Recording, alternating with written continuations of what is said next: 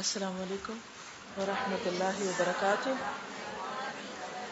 نحمده ونصلي على رسوله الكريم اما بعد فاعوذ بالله من الشيطان الرجيم. بسم الله الرحمن الرحيم.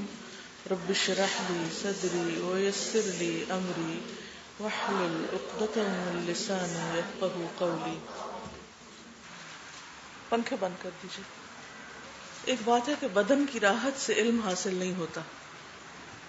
یہ ایک اصول ہے.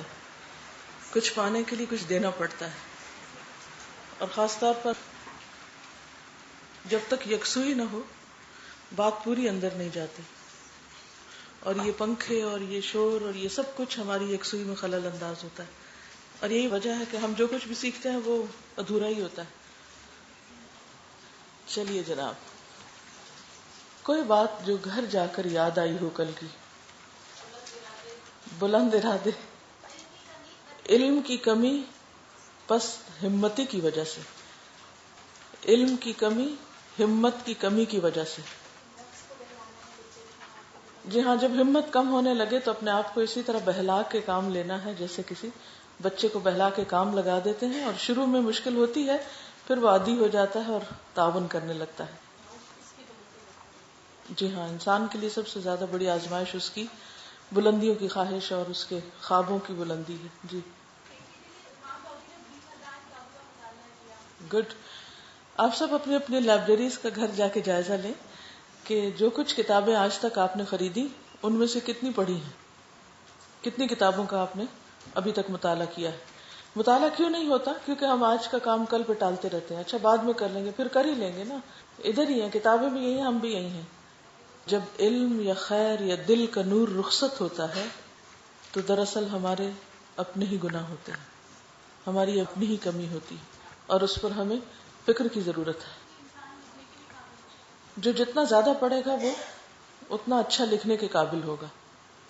لکھنا بھی پڑھنے سے آتا ہے.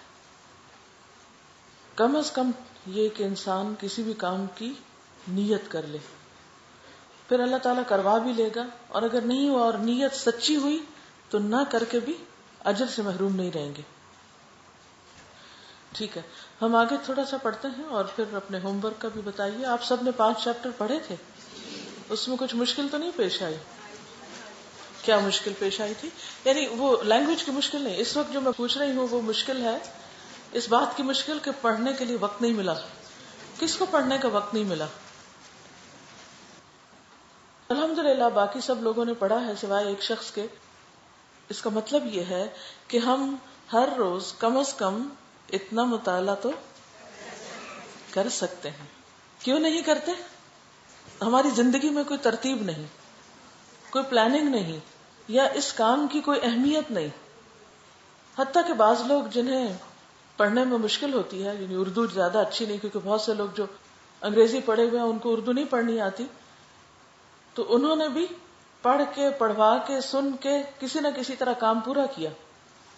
تو اللہ کا شکر ہے کہ اللہ نے ہم سے کروا لیا.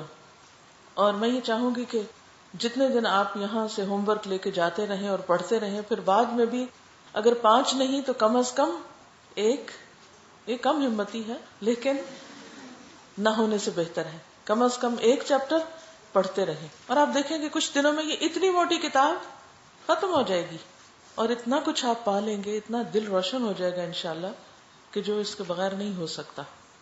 چلیے آگے تھوڑا سا دیکھتے ہیں، اور پھر انشاءاللہ کتاب میں سے جو کچھ آپ نے پڑھا ہے اس کے بارے میں آپ نے کیا سیکھا، کیا مشکل پیش آئی، اس پر کچھ ڈسکس کریں گے. بسم اللہ الرحمن الرحیم. امام ابن الجوزی جس طرح باہر کے واقعات اور حالات سے سبق سیکھتے ہیں، اسی طرح وہ اپنے اوپر گزرنے والی کیفیات اور خود اپنی ذات کے ساتھ پیش آنے والے واقعات سے بھی سبق لیتے ہیں، اور ان کو بھی انالائز کرتے ہیں، ان کی بھی تحلیل کرتے ہیں، اپنے نفس سے باتیں کرتے ہیں. کبھی آپ نے ایسا کیا کہ خود اپنے آپ کو مخاطب کر کے اپنے سے باتیں کی ہوں، اور پھر باتیں بھی کوئی کام کی ہوں؟ رونے دھونے اور شکوے شکایتیں اور زمانے کے دکھ وہ تو ہم اپنے آپ سے خوب کرتے رہتے ہیں، لیکن کبھی اپنا محاسبہ ہمیں کرنے کی ضرورت ہوتی ہے، کبھی اپنی غلطیوں کو دیکھنے اور جاننے کی، اور کبھی اپنے عمل کو اس لحاظ سے پرکھنے کی ضرورت ہوتی ہے کہ جو کچھ ہم کر رہے ہیں یہ درست بھی ہے یا نہیں. اپنے بارے میں ایک جگہ لکھتے ہیں کہ انہوں نے ایک مرتبہ دعا کی اور اس دعا میں ایک اور بزرگ بھی شامل تھے. دعا قبول ہوئی، لیکن کس کی دعا قبول ہوئی اس پر وہ اپنے آپ سے بات کرتے ہیں، اپنے نفس سے مکالمہ کرتے ہیں. کہتے ہیں مجھے ایک مرتبہ ایسا معاملہ پیش آیا جس میں اللہ سے مانگنے اور دعا کی ضرورت تھی. میں نے دعا کی اور اللہ سے سوال کیا. ایک صاحب صلاح اور اہل خیر بھی میرے ساتھ دعا میں شریک ہو گئے. میں نے قبولیت کے کچھ آثار دیکھے. اب واقعہ نہیں لکھتے کہ کیا مسئلہ تھا اور کیا دعا تھی اور کیا قبول ہوئی، کیونکہ بعض اوقات انسان اپنی ڈائری لکھتا ہے جو پبلک کے لیے ہوتی ہے تو اس میں بہت پرسنل باتیں نہیں لکھی جا سکتی، لیکن اس کا خلاصہ یا نچوڑ دوسروں کے استفادے کے لیے بیان کیا جا سکتا ہے. کہتے ہیں کہ جب میں نے قبولیت کے آثار دیکھے کہ اللہ نے سن لی ہے، میرے نفس نے کہا یہ اس بزرگ کی دعا کا نتیجہ ہے، تمہاری دعا کا نتیجہ نہیں. میں نے کہا مجھے اپنے ایسے گناہوں اور کوتاہیوں کا علم ہے جن کی وجہ سے واقعی مجھے اس کا حق نہیں کہ میری دعا قبول ہو. یعنی میں تو بہت گناہگار ہوں، میری کہاں سنی جائے گی، لیکن کیا تعجب ہے کہ میری ہی دعا قبول ہوئی ہو، اس لیے کہ یہ مرد صالح نیک شخص ان گناہوں اور تقصیرات سے محفوظ ہے جن کا مجھے اپنے متعلق علم ہے. یعنی جو میں جانتا ہوں میں نے غلط کیا ہے، اس نے نہیں کیا. لیکن مجھ میں اور اس میں ایک فرق ہے. مجھے اپنی کمزوری کمی کی بنا پر دل شکستگی اور ندامت ہے. مجھے اپنی غلطیوں کا غم ہے، رنج ہے. میرا دل ٹوٹا ہوا ہے کہ میں کس قدر گناہگار ہوں، اور اس کو اپنے معاملے پر خوشی ہے. یعنی یہ شخص بالکل مطمئن ہے. اور کبھی اعتراف تقصیر، تقصیر کہتے ہیں، تقصیر کا لفظ قصر سے، اور قصر کس کو کہتے ہیں؟ کمی. تو اعتراف تقصیر کا کیا معنی ہوا؟ اپنی کمیوں کا اعتراف. کبھی اعتراف تقصیر ایسی ضرورتوں کے موقع پر زیادہ کارآمد اور مؤثر ہوتا ہے، اور ایک بات میں ہم اور وہ برابر ہیں، وہ یہ ہے کہ ہم دونوں میں سے کوئی اپنے اعمال کی بنا پر فضل کا طالب نہیں. یا اللہ میں اتنا نیک ہوں لہٰذا تو ضرور یہ کام کر میرا. تو اگر میں ٹوٹے ہوئے دل کے ساتھ ندامت سے گردن جھکا کر اور اپنے گناہوں کا اعتراف کرتے ہوئے کہوں کہ خدایا مجھے محض اپنے فضل سے عطا فرما، میں بالکل خالی ہاتھ ہوں، تو مجھے امید ہے کہ میری سن لی جائے گی.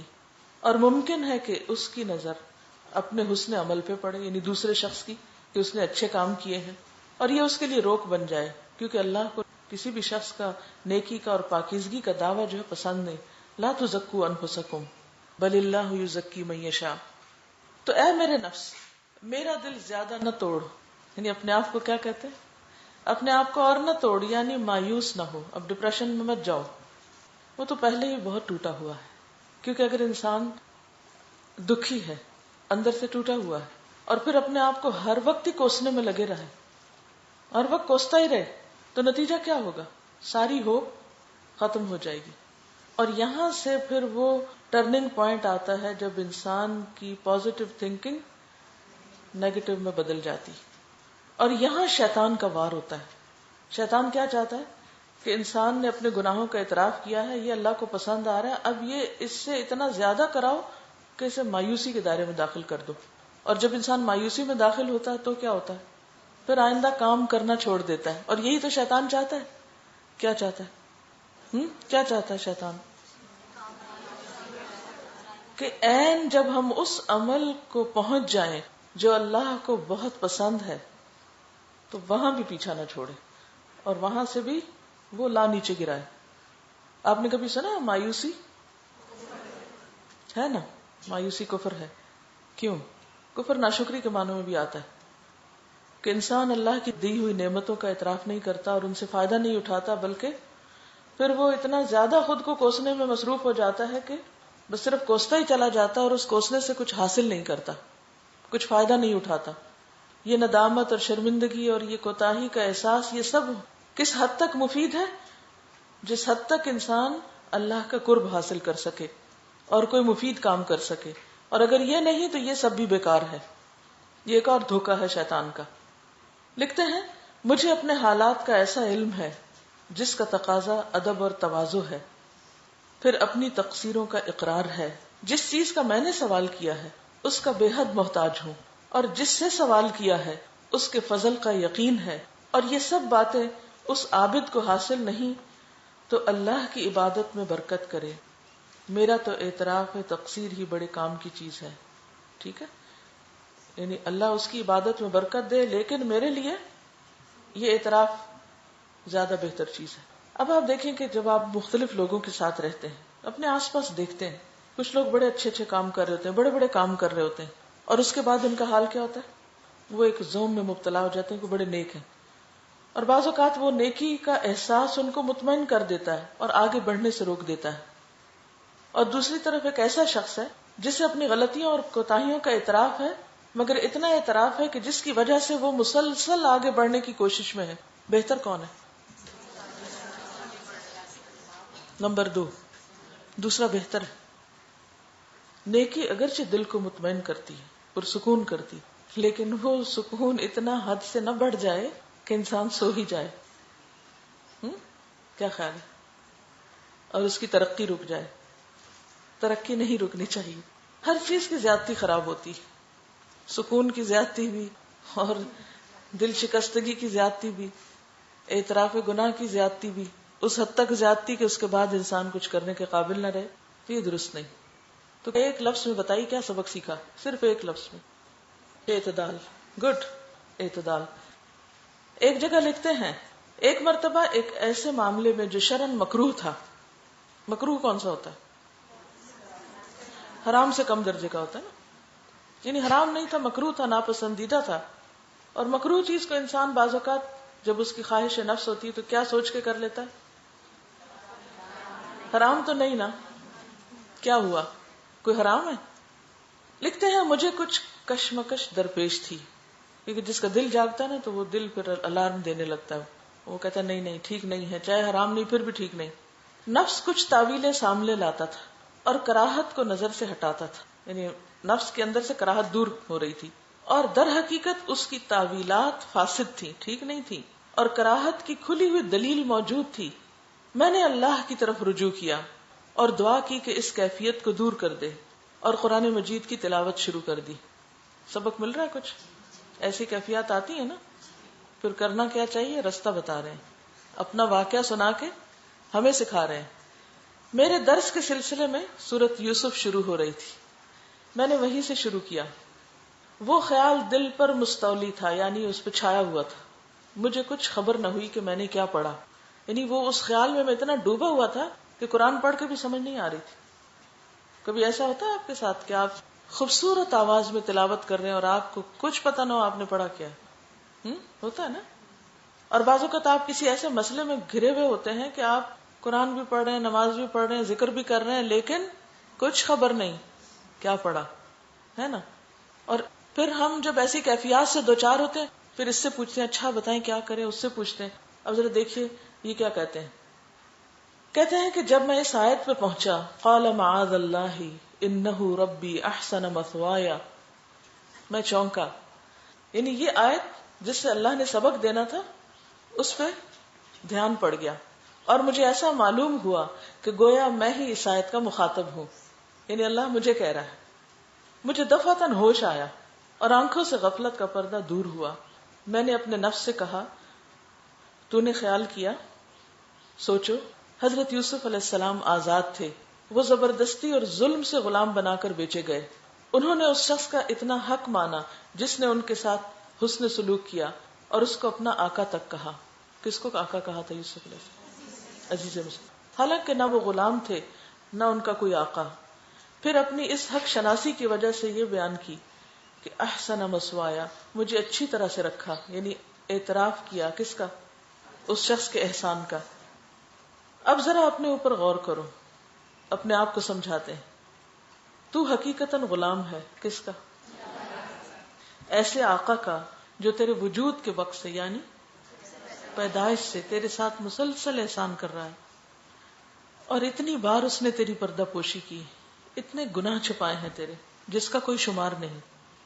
تجھے یاد نہیں کہ اس نے کس طرح تیری پرورش کی، تجھے سکھایا پڑھایا، تجھے روزی دی، تیری حفاظت کی، خیر کے اسباب مہیا کیے، بہترین راستے پہ تجھے ڈالا، ہر مکر اور دشمنی سے تجھے بتایا، حسن صورت باطنی ذکاوت اور جودت طبع عطا فرمائی، یعنی ظاہری اور باطنی خوبصورتی عطا کی، علوم کو تیرے لیے سہل بنا دیا، یعنی علم سیکھنا سکھانا آسان ہو گیا، یہاں تک کہ مختصر سے عرصے میں تجھے وہ علوم حاصل ہوئے جو دوسروں کو طویل عرصے میں نصیب نہیں ہوتے، تیری زبان پر علوم کو رواں کیا، فصاحت و بلاغت کے ساتھ ان کی تعبیر کی قوت عطا فرمائی، اور مخلوق سے تیرے عیبوں کو چھپایا۔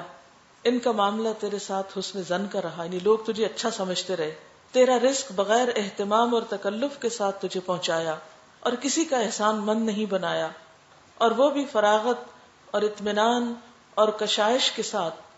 بخدا میری سمجھ میں نہیں آتا کہ اس کے کس کس احسان کا تذکرہ کیا جائے، یعنی اللہ کے فَبِأَيِّ آلَاءِ رَبِّكُمَا تُكَذِّبَانِ، حسن صورت کا یا صحت اعضاء کا یا سلامت مزاج کا یا اعتدال ترکیب کا، اعتدال ترکیب ہوتی ہے کہ فٹ ہو انسان، یا لطافت طبع یعنی مزاج میں خوشگواری ہو، کچھ لوگ ہوتے ہیں بہت روکھے پیکے، ہر بات کو بہت ہی سیریس لے لیتے ہیں، اور لطافت طبع کیا ہوتی ہے؟ طبیعت کے اندر ایک شگفتگی، بچپن ہی سے سیدھے اور معتدل راستے کی توفیق کا۔ کتنے بچے ہوتے ہیں جن کو یہ توفیق ہو کہ بچپن میں وہ کھیل کود کے اوپر پڑھنے لکھنے کو ترجیح دیں یا اپنے اس احسان کو بھی یاد کرتے ہیں، یا بے حیائیوں اور لغزشوں سے حفاظت کا، یا منقولات کی ترجیح اور حدیث و سنت کی اتباع اور تقلید جامد سے نجات کا، اس کو بھی وہ اپنے لیے اللہ کا فضل سمجھتے ہیں، یا کسی بدعتی کی پیروی اور اس کے سلسلے میں شمولیت سے محفوظ رہنے کا۔ چاہتے تو اللہ تعالیٰ کہیں بھی بھٹکا کے کسی ایسی لائن پہ لگا دیتے کہ جہاں وہ حقیقی دین سے بہت دور ہوتے۔ بہت سے لوگ دین میں ہوتے ہیں لیکن وہ ایسے طریقے پہ ہوتے ہیں کہ جو دراصل قرآن و سنت کا طریقہ نہیں ہوتا۔ وَإِن تَعُدُّوا نِعْمَةَ اللَّهِ لَا تُحْصُوهَا، کتنے دشمنوں نے تیرے لیے جال بچھایا اور اللہ تعالیٰ نے اس سے بچایا، کتنے مخالفوں نے تجھے بے عزت کرنا چاہا اور اس نے تجھے سربلندی عطا کی، کتنی نعمتوں سے دوسرے محروم رہے اور تو ان سے سیراب کیا گیا، کتنے آدمی دنیا سے نامراد چلے گئے اور تو شاد کام اور کامیاب ہے۔ اس حالت میں تیرے دن گزر رہے ہیں کہ تیرا جسم صحیح سالم، دین محفوظ، علم روز افزوں یعنی ترقی کر رہا ہے، دلی مقاصد پورے، اگر کوئی مقصد بر نہیں آتا تو اس کی طرف سے صبر پیدا کر دیا جاتا ہے، اور تجھے معلوم ہوتا ہے کہ اس کے پورا نہ ہونے میں اللہ کی حکمت تھی، یعنی اللہ تجھے صبر کی توفیق بھی دیتا ہے اور یہ بھی سمجھا دیتا ہے کہ اگر کوئی کام یا تیری مرضی پوری نہیں ہوئی تو اس میں بھی اللہ کی کوئی حکمت تھی، یہاں تک کہ تجھے یقین آ جاتا ہے کہ تیرے حق میں بہتر تھا کہ وہ تیری مرضی پوری نہ ہوئی۔ اگر میں پچھلے احسانات کو گنانا شروع کر دوں تو دفتر کے دفتر سیاہ ہو جائیں اور وہ ختم نہ ہوں، اور تجھے معلوم ہے کہ جن احسانات کا تذکرہ میں نے نہیں کیا وہ ان سے کہیں زیادہ ہیں، یعنی کچھ تو یہاں ذکر کر دیا اور جو نہیں کیا وہ تو اس سے بھی زیادہ ہیں، اور جن کا ذکر میں نے کیا ہے ان کی طرف بھی میں نے صرف اشارہ کیا، ان کی تفصیلات نہیں بیان کی۔ اس سب کے ساتھ تجھ کو ایسا فعل کرنا کیسے زیب دیتا ہے؟ جس رب نے تجھ پہ اتنے احسان کیے پھر تو مکروہ کام کرے؟ تجھے زیب نہیں دیتا جو اللہ کی مرضی کے خلاف ہے۔ معاذ اللہ انہ ربی احسن مثوایا انہ لا یفلح الظالمون۔ یہ تھا اس آیت سے ان کا سبق لینا۔ ہم بھی قرآن پڑھتے ہیں، کتنی آیتوں میں خود کو مخاطب کرتے ہیں اور ان کو اپنے لیے سمجھتے ہیں۔ ہم پڑھتے ہیں اور اس کا شان نزول اور اسباب نزول بیان کرتے ہیں اور اس کی تاریخی پس منظر میں اور کن حالات میں ہوا اور کس پر ہوا اور کیا ہوا، اور بس سبق یاد کیا اور ختم، آگے چلے، پاس کر لیا ٹیسٹ۔ قرآن کس کے لیے؟ ہمارے لیے۔ لیکن قرآن کس کو کتنی ہدایت دیتا ہے؟ جس کے اندر جتنا تقویٰ ہوتا ہے، کیونکہ ہدی للمتقین ہے، تقویٰ والوں کو ہدایت دیتا ہے اور ان کو پھر اللہ تھام لیتا ہے۔ من یعتصم باللہ فقد، آیت مکمل کریں، فقد ہدی الی صراط مستقیم۔ من یعتصم باللہ فقد ہدی الی صراط مستقیم، جو اللہ کو تھام لیتا ہے اللہ اسے سیدھا راستہ دکھا دیتا ہے، اور یہ سیدھا راستہ کہاں سے ملتا ہے؟ اس کتاب سے ملتا ہے۔ تو آئندہ اگر کہیں آپ کنفیوز ہو اور کوئی مفتی صاحب نہیں مل رہے اور کوئی انچارج فون نہیں اٹھا رہے اور کوئی استاذہ تو ملتی ہی نہیں، کیا کریں گے؟ جی قرآن سے رجوع کریں گے۔ انسان تو سب جانے والے، کمزور ہیں، وہ تو اپنے آپ کو بھی نہیں سنبھال سکتے، کسی اور کو کیا سہارا دیں گے. لیکن اللہ کی کتاب جیتی جاگتی، لا ریب فیہ، اور پھر کتاب انزلناہ مبارک، اور پھر انا نحن نزلنا الذکر وانا لہ لحافظون. یہ سب کچھ تو یہی ہے، ہمارے ہاتھ میں ہے، اور پھر ہم بھٹکے، کوئی جواز نہیں. ایک دوسری جگہ لکھتے ہیں، میں نے ایک مرتبہ ایک ایسے مسئلے پر عمل کیا جس کی بعض مذاہب میں گنجائش تھی. بعض لوگ ہوتے ہیں نا کہ اچھا حنفی فقہ میں منع ہے، چلو شافعی میں سے لے لو، اچھا اس میں منع ہے، حنبلی کر لو اختیار. اور ان کا مقصد کیا ہوتا ہے؟ اپنے نفس کی خواہش پوری کرنا ہے، لیکن دین کا نام لے کے دین کا خول چڑھا لو اوپر. تو کہتے ہیں کہ کچھ مذاہب فقہیہ میں اس کی گنجائش تھی. اس پر عمل کرنے سے مجھے اپنے قلب میں بڑی قساوت محسوس ہوئی. قساوت قلب کیا ہوتا ہے؟ دل میں سختی. اور ایسا معلوم ہوا کہ گویا میں راندہ درگاہ اور معتوب ہو گیا، یعنی اللہ مجھ سے ناراض ہو گیا، اور کچھ محرومی اور گہری تاریکی محسوس ہوئی. میرے نفس نے کہا کہ یہ کیا بات ہے، تم تو دائرہ فقہا سے نکلے نہیں. گنجائش تو ہے. یہ تعویل یہ ہوتی ہے، جب ہم غلط کرتے ہیں اور ہمارا دل بتاتا ہے کہ ہم نے غلط کیا، تو پھر ہم کہتے ہیں نہیں وہ لکھا ہوا تو ہے نا، آخر اس نے مجھے بتایا. اور بعض اوقات ہم جب غلط کرنا چاہتے ہیں تو سوال پہ سوال کیے جاتے ہیں، حتیٰ کہ دوسرے کے منہ سے نکلوا کے سارا بلیم اس پہ ڈال کے، اور خود وہ کرتے ہیں جو ہم کرنا چاہتے ہیں. اللہ کو تو پتا ہوتا ہے یہ سب چالاکی کیا ہو رہی ہے، کیا وہ نہ جانے گا؟ لیکن بہت سے لوگ اپنے نفس کو دھوکہ دے دیتے ہیں اور ناجائز کو اس طرح اپنے لیے جائز قرار دے دیتے ہیں.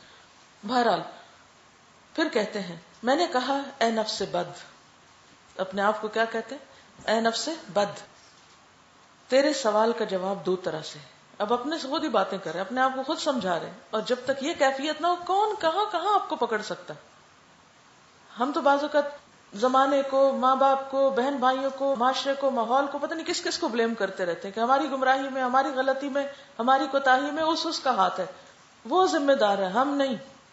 ہم تو محض مجبور محض ہیں، دوسروں کی پیداوار ہیں. وائے اللہ نے ہمیں بھی عقل دی. اے نفس بد، تیرے سوال کا جواب دو طرح سے ہے. اول تو یہ کہ تو نے اپنے عقیدے کے خلاف تعویل کی، یعنی جس کو تو سمجھتا تھا تو نے کیوں اس کو چھوڑا. اگر خود تجھ سے فتویٰ لیا جاتا تو اس کا فتویٰ نہ دیتا، یعنی تجھ سے کوئی پوچھنے آتا تو یہ نہ بتاتا. اس نے کہا اگر میں اس کے جواز کا قائل نہ ہوتا تو کرتا کیوں. میں نے کہا تو اپنے اس خیال کو دوسروں کے لیے بھی فتویٰ کے طور پر پسند نہیں کرتا. دوسری بات یہ کہ تجھے ظلمت کے اس احساس پر خوش ہونا چاہیے، اس لیے کہ اگر تیرے دل میں نور نہ ہوتا تو تجھ پر یہ اثر ہی نہ پڑتا، کیونکہ جس کا ضمیر مردہ ہو اسے فرق نہیں پڑتا اس نے نیکی کی یا بدی کی، حلال میں پڑا یا حرام میں. اس نے کہا بہرحال مجھے اس ظلمت سے جو پلٹ پلٹ کر آتی ہے وحشت ہے. میں نے کہا پھر اس فعل کے ترک کا عزم کر لے، اس کام کو نہ کرو، اور فرض کرے کہ تو نے جس کو ترک کیا ہے وہ بالاجماع جائز ہے، تب بھی بر بنائے تقوی اس کو چھوڑنے کا وعدہ کر. چنانچہ اس عمل سے اس کیفیت کو نجات ملی. یعنی اگر سارے بھی اس کے جواز کا فتویٰ دے دیں کہ حلال ہے، جائز ہے، ٹھیک ہے، لیکن اگر تیرا اپنا دل نہیں مان رہا تو بھی کیا کر، چھوڑ دے اس کو. اسی سے دل کا نور لوٹے گا. کیا سیکھا، کیا سیکھا، کیا سمجھ میں آیا؟ کوئی رہنمائی ملی ہو اس واقعے سے؟ جی ہاں، حلال حرام معلوم کیا جا سکتا ہے، کرنا چاہیے، لیکن بعض اوقات ہم کسی مفتی کو بھی سوال ایسا بنا کے دیتے ہیں جو مسئلے کی اصل حقیقت نہیں بتاتا، اور اس سے اپنی مرضی کا جواب نکلواتے ہیں. پھر ہمیں پتا ہوتا ہے کہ نہیں، بات اصل میں یہ نہیں تھی، بات تو یوں تھی. بل الانسان علی نفسہ بصیرہ ولو القی معاذیرہ. بعض اوقات انسان اپنے اندر کی کیفیات کسی کو پوری طرح بتا بھی نہیں سکتا. کچھ حالات اور واقعات ایسے ہوتے ہیں جو کسی کے سامنے کھولے بھی نہیں جا سکتے. کچھ مسائل ایسے ہوتے ہیں کہ جن کو انسان کسی سے ذکر بھی نہیں کر سکتا، لیکن انسان اپنے آپ کو خوب جانتا، سمجھ رہا ہوتا ہے. تو ہر شخص پر جو علم حاصل کرنا فرض ہے، اس کی وجہ یہی ہے کہ انسان پھر خود سیکھ کر خود بھی فیصلے کرے بہت سی چیزوں میں. ہر وقت کسی سے پوچھا نہیں جا سکتا کہ کیا صحیح اور کیا غلط ہے. ایک چھوٹی سی مثال ہے، اگر آپ کو ہر روز کھانا پکانے سے پہلے کسی کو پوچھنا ہو، اچھا اب کیا کروں، ادھر آؤ میرے ساتھ کھڑے ہو جاؤ، اب کیا کروں اب کیا کروں، کتنے دن کوئی آپ کو بتائے گا؟ خود سیکھنا پڑے گا. یہی حال ہے. دین کوئی پارٹ ٹائم کام تو نہیں، دین تو ہر وقت کا معاملہ ہے. ہر معاملے میں ہمیں رہنمائی کی ضرورت ہوتی. تو جن چیزوں سے ہمارا روز مرہ کا واسطہ ہے ان کے بارے میں تو ہمیں پوری طرح علم ہونا چاہیے. اچھا یہ بتائیے، نماز روز کا معاملہ ہے یا کبھی کبھار کا؟ طہارت روز کا معاملہ ہے یا کبھی کبھار کا؟ تو پھر اس کے بارے میں کیا کرنا چاہیے؟ پختہ علم ہونا چاہیے، شرح صدر ہونا چاہیے. ابن الجوزی کے نزدیک سلف صالح کے حالات سے استفادہ کرنا نہایت ضروری ہے. یعنی امت کے وہ لوگ جو ماضی میں اچھے اچھے کام کر کے گزرے، ان کے حالات پڑھنا اور ان کی شخصیات کے بارے میں جاننا ضروری ہے. اس سے رہنمائی ملتی ہے. اس کی کوئی دلیل کہ گزشتہ نیک لوگوں کے حالات پڑھے جائیں اور سیکھے جائیں. اہدنا الصراط المستقیم. جی صراط مستقیم کیا ہے؟ صراط الذین انعمت علیہم ہے یا نہیں؟ کتنی حیران کن ڈیفینیشن ہے صراط مستقیم کی. ہم عام طور پہ کیا کہتے ہیں کہ صراط مستقیم قرآن و سنت کا راستہ ہے، ٹھیک ہے وہ الگ طور پر، لیکن اللہ تعالیٰ کیا فرما رہے ہیں؟ صراط الذین انعمت علیہم. یہ انعام یافتہ لوگوں کا راستہ ہے. کون ہے انعام یافتہ؟ جنہوں نے اللہ کی مرضی کے مطابق زندگیاں بسر کی ہیں. اس کی تفصیل بھی ملتی ہے، من النبیین والصدیقین والشہداء والصالحین. ان لوگوں کا راستہ. تو ہمارے لیے کیا جاننا ضروری ہے؟ انبیاء کی سیرت، اور من النبیین والصدیقین، صدیقین کی سیرت، ابو بکر صدیق، عائشہ صدیقہ، اور کس کی؟ والشہداء، جنہوں نے اپنی جانیں دے دی اس راستے میں، اور والصالحین، باقی صالح لوگ. تو ان لوگوں کے حالات جاننے سے کیا ملتا ہے؟ ایک قوت ملتی ہے کہ وہ ہمارے جیسے ہیومن بینگز تھے. اگر انہوں نے اچھے کام کیے تو ہم بھی کر سکتے ہیں. اور یہ اس لیے ضروری ہے کہ عموماً جیسے کہ آپ صلی اللہ علیہ وسلم فرمایا، خیر القرون قرنی ثم الذین یلونہم ثم الذین یلونہم ثم الذین یلونہم. سب سے اچھا دور میرا دور ہے، پھر ان کا جو ان کے بعد ہوں گے، پھر ان کا جو ان کے بعد. اور پھر آپ دیکھیے کہ اگر چلتے جائیں تو جتنے زیادہ ہم دور ہوتے چلے جا رہے ہیں اصل سے، تو نیک لوگوں کی تعداد یا اچھی مثالیں کم ہوتی جا رہی ہیں. اور اگر زیادہ بھی ہوں تو جو لوگ زندہ ہوتے ہیں نہیں معلوم وہ مرنے سے پہلے کس فتنے میں پڑ جائیں. ایسا ہوتا ہے نا؟ ہوتا ہے ایسا کہ نہیں؟ بعض اوقات ایک شخص انتہائی نیک ہوتا ہے لیکن آخری عمر میں اس کا دماغ چکرا جاتا ہے اور وہ غلط کام شروع کر دیتا ہے. تو زندہ لوگوں کو مثال نہیں بنایا جا سکتا. ہاں، جن کا خاتمہ ایمان پر ہوا اور جو واقعی اچھے کام کر کے گئے، ان لوگوں کی زندگی ہمارے لیے مشعل راہ ہے. صحابہ کرام کے حالات، تابعین کے، تبع تابعین کے، اور امت کے دیگر علماء کے جنہوں نے واقعی کنٹریبیوشن کی دین کو آگے پہنچانے میں یا دین کی ترقی میں کسی بھی طرح، خواہ اپنے علم سے یا اپنی جان سے یا مال سے، کسی بھی طریقے سے، تو ان کے حالات جاننا بھی بے حد ضروری ہے. اس کے لیے کیا کریں گے آپ؟ کیا پڑھیں گے؟ کیا پڑھتے ہوتے ہیں آپ؟ مسلم ہیروز. لیکن 1 سال کے کورس میں یا 2 سال کے کورس میں آخر کتنے آپ پڑھ سکتے ہیں؟ زیادہ سے زیادہ بھی جو کچھ یہاں آپ کو دیا جاتا ہے وہ صرف ایک طریقہ سکھانا ہوتا ہے کہ اس طریقے سے پڑھا جاتا ہے، اس طریقے سے سبق نکالے جاتے ہیں. یہ ایک کی ہوتی ہے، یہ ایک دروازہ کھول کے آپ کو دکھانا ہوتا ہے کہ یہ بھی موجود ہے استفادے کے لیے. یہ نہیں کہ سارا علم وہیں پر ختم ہو جاتا ہے اور اس کے بعد آپ کتابیں بند کر کے الماریوں میں اوپر کے شیلف میں پیک کر کے سنبھال کے رکھ دیں کہ بس ختم. مزید ایسی کتابیں خود پڑھنی چاہیے کہ جس سے ہمیں نیک لوگوں کے حالات معلوم ہو اور اس سے ہمارے ایمان میں اضافہ ہو. جی ہاں، قرآن کیا کہتا ہے وہ تو پتہ چلتا ہے، کیسے کرنا ہے وہ کہاں سے پتہ چلے گا؟ یا تو اللہ کے رسول صلی اللہ علیہ وسلم کی زندگی سے، یا پھر اس کے بعد صحابہ کی زندگی سے جنہوں نے آپ سے رہنمائی حاصل کی، اور پھر اس کے بعد جو ان کے شاگرد تھے، پھر جو ان کے، اور یہ سلسلہ چلتا چلا آ رہا ہے. ایسے لوگوں کی زندگیاں پڑھنے کے بعد ہمیں احساس ہوتا ہے کہ ہم خود کو کہاں گنوا رہے ہیں، کیوں ضائع کر رہے ہیں. اور ضائع کرنے کی اصل وجہ اس کی یہ ہوتی ہے کہ ہم عام طور پر خود کو تعویلیں دیتے رہتے ہیں. کیونکہ میرے ساتھ یہ مسئلہ ہے اس لیے میں کچھ نہیں کرنے کے قابل، کیونکہ یہ مشکل پیش آ گئی اس لیے اب وہ تو کچھ اور ہو ہی نہیں سکتا.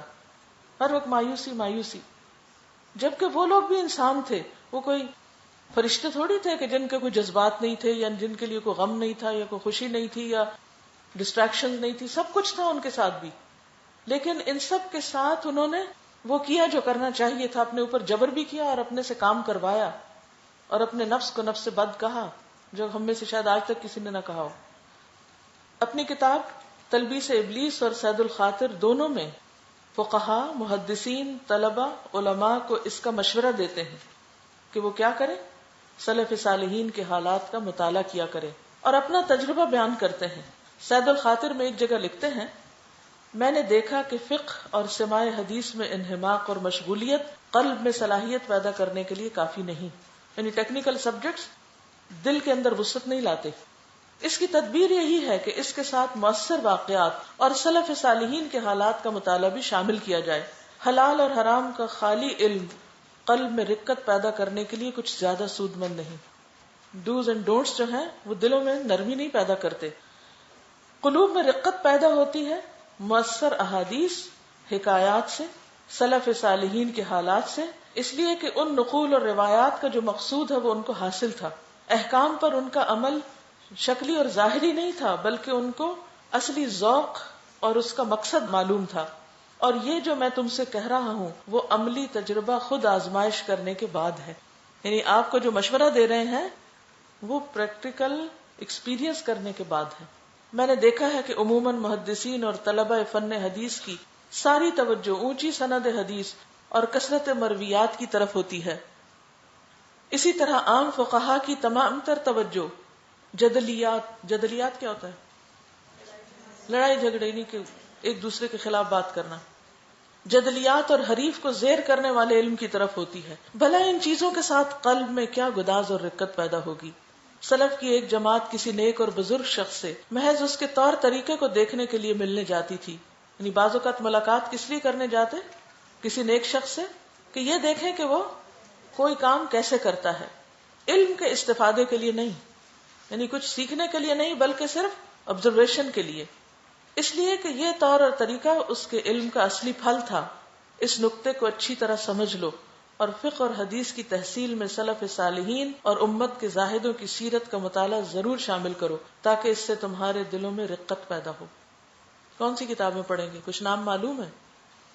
حیات صحابہ کے درخشاں پہلو، حیات تابعین کے درخشاں پہلو، اور تذکار صحابیات، سیرت صحابہ، اور عبد الملک مجاہد کی جو سیریز ہے سنہرے حروف، سنہری کرنیں، سنہرے فیصلے، تو اس میں بھی بہت سے واقعات لکھے ہوئے ہیں. اور حدیث کی ساری کتابیں، اسلام کی مشہور شخصیات. ایک اور چیز میں یہ کہوں گی کہ کچھ کتابیں پھر کتابوں سے نکلی ہوئی ہوتی ہیں اور کچھ کتابیں اوریجنل سورسز ہوتے ہیں. جتنا زیادہ آپ پیچھے جائیں گے اور اوریجنل سورسز سے پڑھیں گے وہ زیادہ فائدہ مند ہوگا بنسبت اس کے کہ وہ دوسروں کا حاصل مطالعہ ہو. دوسروں کا حاصل مطالعہ کیا ہوتا ہے کہ وہ کسی واقعے یا کسی کیریکٹر سے کیا سیکھتے پھر وہ ڈائلیوٹ کر کے تھوڑا سا اپنے ساتھ باتوں میں شامل کر کے بیان کر دیتے ہیں. میں اس طرح کے سیکنڈری اور تیسرے درجے کے سورسز کو عموماً ریکمینڈ نہیں کرتی. بہرحال ویسے بھی اگر آپ کسی لائبریری میں جائیں تو اسلامی شخصیات کے نام سے کتابیں آپ کو مل جائیں گی. لیکن یہ کہ آہستہ آہستہ لائبریری ختم ہو رہی ہیں اور اس کی جگہ کپڑوں کی دکانیں اور زیورات کی اور دوسری چیزیں زیادہ ہو رہی ہیں، کیونکہ اب خواتین کے شوق علم کے زیور تو رہے نہیں، دوسری چیزیں رہ گئیں. تو اس سنت کو بھی زندہ کرنا ہے. کون سی؟ پڑھنے لکھنے کی. ابن الجوزی نے خود کئی سیرت کی کتابیں لکھی، مثلا حسن بصری، عمر بن عبد العزیز، سفیان ثوری، ابراہیم بن ادہم، بشر حافی، احمد ابن حنبل، معروف کرخی. یہ مستقل کتابیں ہیں ان کی. اس کے علاوہ صفت الصفوہ، 4 جلدوں میں ہے. یہ اصل میں ابو نعیم اصبہانی کی کتاب حلیۃ الاولیاء کی تہذیب ہے، اور اس کے علاوہ کچھ اور چیزیں بھی. بہرحال یہ تو عربی میں کتابیں ہیں، لیکن شاید ان کے اردو ترجمے بھی موجود ہوں گے. پھر اسی طرح یہ کہتے ہیں کہ تاریخ بھی پڑھنی چاہیے، تاریخ کا مطالعہ بھی ضروری ہے. ملت اسلامیہ کی مختصر تاریخ کے نام سے ایک کتاب ہے، اگر آپ وہ پڑھیں تو اس سے آپ کو کوئک ایک ہسٹری کا سارا اوور ویو مل جائے گا. ان کی اپنی کتاب ہے المنتظم، بہت مشہور کتاب ہے. یہ کیا ہے آپ کے ملت اسلامیہ کی مختصر تاریخ. یہ دیکھیے کتنی چھوٹی سی کتاب ہے اور 2 جلدوں میں جی، لیکن بہت اچھی کتاب ہے. اور اس میں آپ کو فوری ایک پورا لنک بن جاتا ہے نا، کیونکہ جب بہت بڑی کتاب ہے المنتظم تو 10 جلدوں میں ہے، تو وہ آپ کے لیے عمر ختم ہو جائے گی پڑھتے پڑھتے. کیوں؟ اس لیے کہ جب ہم بچپن سے پڑھنے کے عادی نہیں ہوتے تو ہمیں تیز رفتار مطالعہ نہیں آتا، پھر وہ اتنا سلو پڑھتے ہیں کہ پھر ہم گھبرا کے چھوڑ دیتے ہیں. لیکن ابھی بھی اگر آپ پڑھنا شروع کریں گے تو آپ سپیڈ پکڑ لیں گے اور اس سے انشاءاللہ سہولت ہوگی آپ کو. یعنی یہ صرف مشورہ نہیں دیتے بلکہ یہ بھی بتاتے ہیں کہ کیا پڑھیں اور پھر اس پہ لکھتے بھی ہیں. پھر اسی طرح ان کے کلام میں جو ادبیت اور خطابت ہے، یعنی لکھنے میں بہت سلیس تھے اور بولنے میں بہت نفیس تھے، خطیب تھے. اس کے اوپر بھی کچھ بات کرتے ہیں کہ یہ ضروری ہے یا نہیں ہے یا نہیں. جتنا اچھا لکھا ہوگا اتنا پڑھنا آسان ہوگا، اور ردی قسم کی جو تحریر ہوتی ہے وہ پڑھ کے اور بیزاری ہوتی ہے کیونکہ انسان سمجھتا کچھ نہیں. کہا جاتا ہے کہ ان کی مجالس کی مقبولیت کا راز اور اس میں بہت بڑے کراؤڈ کا شامل ہونا اس کا ایک بہت بڑا سبب، انہوں نے سید الخاطر میں اس کے بارے میں لکھا ہے، اور اس کی بنیادی وجہ ان کی بہترین خطابت تھی. یعنی علم کے ساتھ علم کو کنوے کرنے کا عمدہ طریقہ بھی تھا، یعنی اسپیکنگ آرٹ بھی جانتے تھے. لیکن اس پر وہ اپنے کشمکش کا شکار بھی ہیں کہ مجھے ایسا کرنا چاہیے یا نہیں. کہتے ہیں میرے نفس نے ترغیب دی کہ وہ اس کا اہتمام بالکل چھوڑ دیں، یہ کام چھوڑ دیں، کیونکہ اس میں ریاکاری ہے، اور الفاظ کی طرف بالکل توجہ نہ کریں، یہ سب تکلف ہے. لیکن انہوں نے اپنے علم اور تفقہ سے اس خیال کو دفع کیا اور اپنے نفس کو سمجھایا کہ حسن کلام ایک خداداد قابلیت، ایک ہتھیار اور ایک کمال کی بات ہے. یعنی اچھی طرح بات کرنے کا ڈھنگ جو ہے یہ اللہ کی دین ہے، نہ کہ نقص اور عیب. اس لیے ان کو دعوت و تبلیغ میں اس سے کام لینا چاہیے. یعنی اللہ نے اگر آپ کو کوئی اسکل دی ہے، کوئی فن دیا ہے تو اسے استعمال کرنا چاہیے، اس کی ناقدری نہیں کرنی چاہیے.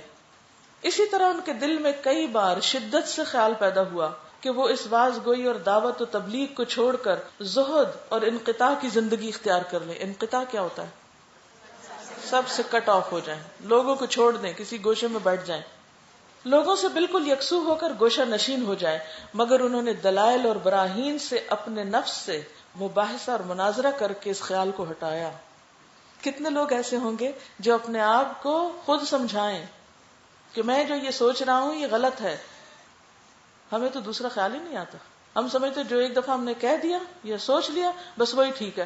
کوئی اور سمجھانے کی کوشش کرے تو سننا نہیں چاہتے، اور خود کو خیال آئے بھی دوسرا تو اسے دبا دیتے ہیں، نہیں بس ٹھیک ہے یہی. اور قائل کیا کہ یہ القاء شیطانی ہے، یہ شیطان کا وسوسہ ہے کہ یہ نہیں کرنا چاہیے. شیطان یہ نہیں دیکھ سکتا کہ ہزاروں آدمی اس کے جال سے نکل کے ہدایت کے راستے پہ پڑ جائیں، تو وہ اب ان کو بہکانے آیا ہے کہ مت کرو یہ سب کچھ، کیونکہ وہ نہیں کریں گے تو نتیجہ کیا ہوگا؟ لوگوں کو ہدایت نہیں ملے گی. انبیاء علیہم السلام کا راستہ دعوت و تبلیغ کا راستہ تھا. ان کی زندگی اجتماع اور اختلاط کی تھی، کوئی پیغمبر گوشہ نشین ہو کے نہیں بیٹھا. اس میں نفس کا چور یہ ہے کہ وہ بیکاری اور تعطل کو پسند کرتا ہے. اصل بات کیا ہے؟ انسان کا نفس یہ کیوں سجھاتا ہے اس کو؟ کام نہ کرنا پڑے، کام چوری. اور انسان کا نفس جد و جہد سے بھاگتا ہے. دوسرے اس میں جاہ طلبی بھی ہے، سٹیٹس بھی چاہتا ہے، اس لیے کہ عزلت اور گوشہ نشینی اور زہد اور انقطاع کی زندگی عوام کے لیے زیادہ باعث کشش ہے. لوگ کہتے ہیں واہ کیا شخص ہے، اسے دنیا سے کوئی غرض ہی نہیں اور کوئی دلچسپی ہی نہیں، وہ ایک کونے میں بیٹھا ہے. غرض یہ کہ شیطان ان کو افادہ عوام اور عمومی دعوت کے کام سے ہٹا نہ سکا. انہوں نے اپنی ساری دماغی صلاحیتیں اور خدا کی بخشی ہوئی طاقتیں اصلاح پر لگا دی اور نصف صدی سے زیادہ یعنی 50 ایئر سے زیادہ پورے انہماک اور قوت کے ساتھ لوگوں کی اصلاح اور افادے کے کام میں مشغول رہے. اور اگر وہ نفس کی یہ بات مان کر چھوڑ دیتے تو کیا ہوتا کہ نہیں میرے لیے اپنا ذکر ہی کافی ہے، تسبیح تہجد کرتا ہوں، فتنوں سے بچ کے اندر بیٹھتا ہوں، تو ہم کہاں سے فائدہ اٹھاتے. 597 ہجری میں شب جمعہ کو انتقال کیا. بغداد میں کوہرام مچ گیا، بازار بند ہو گئے. یہ بغداد کی تاریخ کا یادگار دن تھا. منہاج القاصدین میں بھی کچھ چیزیں امام ابن الجوزی کے بارے میں لکھی ہوئی ہیں، آپ نے پڑھی ہوں گی، اگر نہیں تو آپ ان کو تفصیل سے پڑھ لیجئے. صرف یہاں ان کی وفات کا جو واقعہ ہے اس سے کچھ اور چیزیں ہلکی سی آپ کے ساتھ شیئر کروں گی. اب کتاب آپ کے سامنے ہے، صفحہ نمبر 15 نکال لیجئے تاکہ آپ کے سامنے الفاظ بھی ہوں اور جب میں پڑھوں تو آپ کا پروننسیشن بھی درست ہو. تعلیم سے فارغ ہوتے ہی ابن الجوزی نے حالات کا رخ دیکھ کر بغداد میں واعظ و ارشاد کا سلسلہ شروع کیا. وہ نہ صرف علم و فضل کا پیکر تھے بلکہ اخلاص اور للہیت اور تقوی اور پارسائی میں بھی بے مثال تھے. ان کے درسوں کا بڑا چرچا ہونے لگا، ہر طبقے کے لوگ ان میں شرکت کرنے لگے. تراجم القرنین السادس والسابع پڑھیے.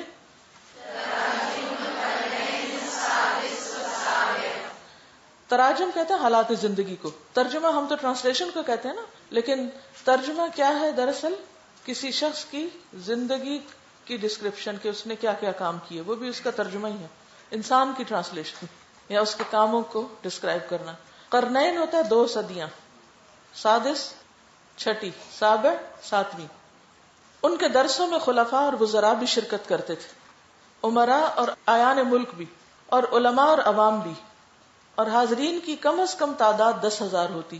جمعہ کے واعظ میں یہ حاضری 1,00,000 تک پہنچ جاتی.